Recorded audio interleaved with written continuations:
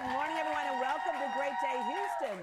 All right, so we know some family members go into acting like the Baldwins. Others get into house flipping like Chip and Joanna Gaines. Our first guest are siblings who happen to be seasoned musicians.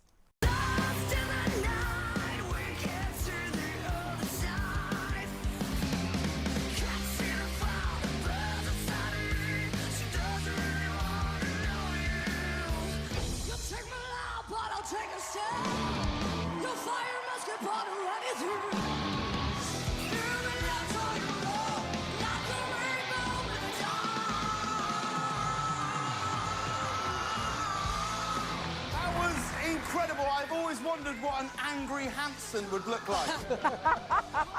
All right, you know it's a good rock band when you have that much hair flipping going on. Liliac was recently praised for their performance on the TV series The World's Best, hosted by James Corden. Please welcome father and band manager Florin Christia, along with his kids, Melody, Sam, Abigail, Ethan, and Justin, who make up the band Liliac. Good morning.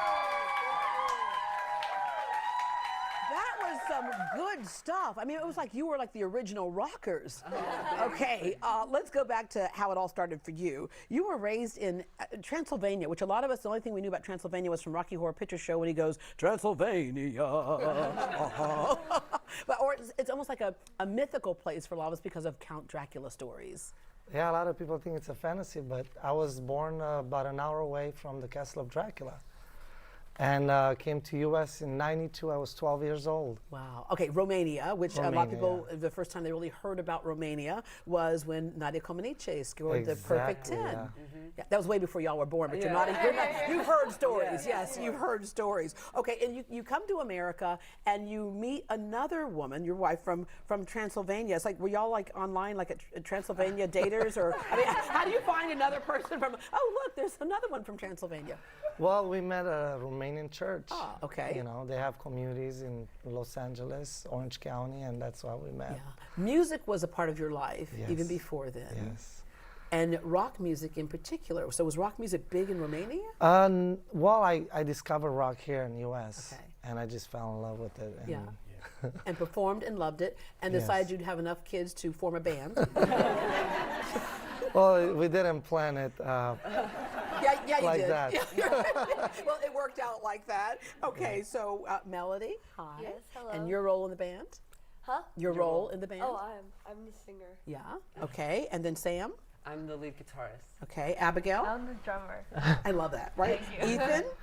I'm the bassist. And Justin. I'm the keyboardist. All right. And it's so cool to have a family play together. But you're also real siblings. Are there times when you wish you could go run off and join another band? No, I don't think so. Yeah. I mean, what we got is good. Yeah, I mean, y'all are phenomenal. You're phenomenal. It's one thing Thank when you say your kids are good, right? Because a lot of times parents will go, "Oh, my child is unique." Trust me, we get people who show up here to audition, and we go, "Okay." But they are fantastic. When did you first? When did you first notice the talent in them? Well, you know, I'm a music producer, so they grew up around the recording studio, and I saw they were interested to play music and have passion for it. And then I put instruments in their hands, took them to the take lessons, and the only way for them to get comfortable with crowds and performance was busking on the Santa Monica Pier. So basically what busking means is that you just perform on the streets, right? You just do your craft. And what's nice about that is so many times people focus on the end game. If I don't get into here or up here, then I'm not going to do it at all. And for you all, it was about the process of doing it, right? Yeah, exactly. Yeah. So in doing that, if you say you put instruments in your hands, was there ever a moment where you thought, I don't really want to do this for a living, or was from the get-go, did all of you always want to do this? Yeah, we pretty much fell in love with music once we started learning our instruments, you know, and then from then on we started writing songs together, and you know, Melody comes up with the melody lines and I come up with the guitar riffs, and also my dad with the melody lines as well, and Abby with the drum grooves. So just writing and playing music. We also learned a lot of songs, and from then on we just performed on And you've gotten a lot of attention from folks. Stuart Copeland of The Police. Y'all did a documentary type of film? Yeah. What was that like? It was nice. It was fun to play with him because you know, he's from the police, and it was just Once again, you weren't born when they first came out. But, you know, I wasn't even born. Yeah, you weren't even born. Well, I was, sir. So anyway, and it's kind of cool because you have people influences to listen to. Right. And it's pretty cool, although you all have your own sound. Yes. Now, was there a concerted effort for all of you to say, we have to grow our hair long because of a rock band, we gotta make sure the hair is like moving? Okay, so, but it gives you validation when you have things like this happen. Yes. And then the world's best, how did you come to take part in that? Well, like I said, we kept playing on the Santa Monica Pier, and we did some videos that went viral on YouTube. But the crowds got bigger and bigger until they kicked us out. They said, hey, you guys got to perform somewhere else. Oh, that's pretty cool when your crowds are so big on the street that you're like stopping traffic and the police have to show up. Yeah, you're either going to sell tickets or stop doing this on the street, right? So the world's best saw a video of us playing on the pier, and they called us and they said, hey, we would love you to be one of the world's best talents on the show. Yeah.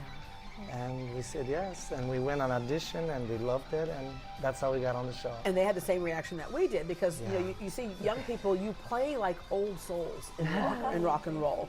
Okay, your first original album, Chain of Thorns. Yeah. Okay, so you have that CD Yeah, this right here. All right, so go into the process for us of, you know, we hear things once they're already recorded and done. It's a much longer process. So you said you do some of the writing, or Yeah, we you all do. together, we all work right? together. Uh-huh. Okay, take us through the process of how we're going to sit down and start with a recording, because I think a lot of us take for granted that it ends up like this. You know, even the artwork. What's the you know the meaning behind the title? So what's the meaning behind the title Chain of Thorns?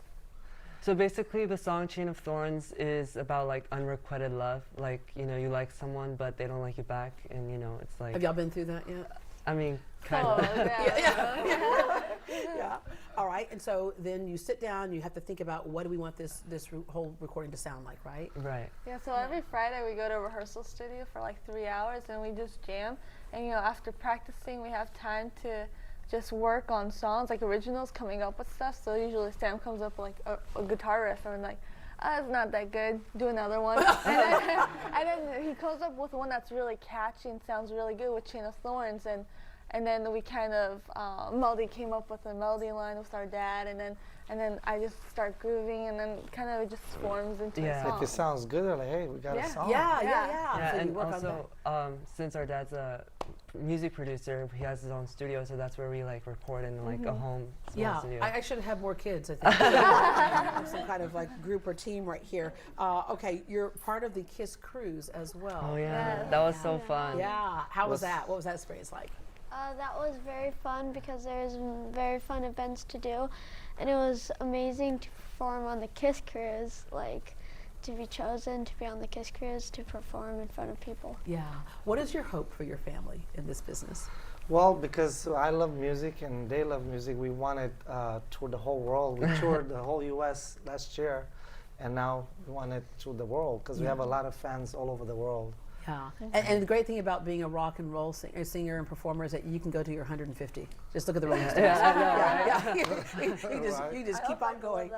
Yeah. And how do you keep it all together? I'm sure there are times when you just want your own space. You know, since you've been together your entire lives, right? There are times when you just kind of want to go off and have your own space. How do you keep it all together? And how do you have the energy to give each one of your children what they need, not just as a group, but as individuals as well? Well, we do a lot of activities together. Like we like to go to movies together when we have a free time, like, you know, Six Flags and all those. Like when we went touring, went to Disney World and Cedar Point. So we try to balance that besides, because, you know, it's a lot of work in the studio and rehearsal, but that's probably, you know, enthusiasm and always be on. And the fact that you truly love it. It's truly a part of you all. It's not a job. Yes. It's like what you truly love and do. All right, your upcoming performance is Rocklahoma. Oh, Yeah. Is it like Rocklahoma where the wind comes? So what's Rocklahoma going to be like? Rocklahoma is the biggest festival in the U.S., the rock festival, like 35,000 people, and they're headlining one of the stages. So that's going to be their biggest show. 77,000 people attended last year alone. Okay. All right. Well, to keep up with the band Liliac, follow them on social media, and we'll have music video links on our site at greatdayhouston.com. Thank you very much for coming. Thank you so much for having us. I mean, you got them all Super up and dressed excited. on time. That's Thank you. amazing. Yeah. Okay.